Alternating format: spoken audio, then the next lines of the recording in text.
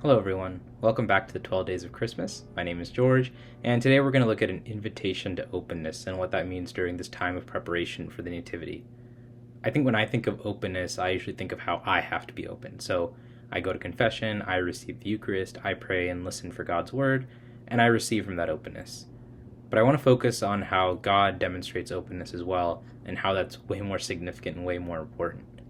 Especially at Christmas, God makes himself vulnerable and open for our sake. He comes down to be with us.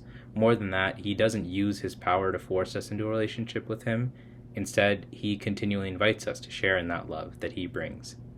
He lets himself be cared for by his parents, Mary and Joseph, and when he enters his public ministry, he loves and cares for his disciples and for those who follow him.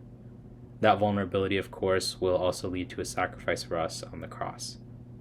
St. Therese beautifully says it like this: I cannot fear a God who made himself so small for me. I love him.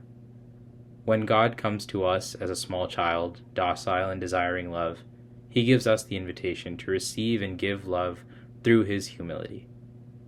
Sometimes our smallness and openness can seem like weaknesses. We often bury these traits away since they seem to bring about just more pain and hurt. However, when we do that, it can lead to us closing ourselves off to the world and to those who need us the most. Jesus invites us to something more. He invites us to use the openness and dependency that we have to be a disciple of God in this world that needs us. They can be great strengths for us, just like they were God's strength. And as we continue in these days leading up to Christmas, let's try to continue to imitate the openness that Christ brings and be a source of hope and joy for others. I pray that you all have a wonderful Christmas ahead, and be sure to join us tomorrow for another reflection.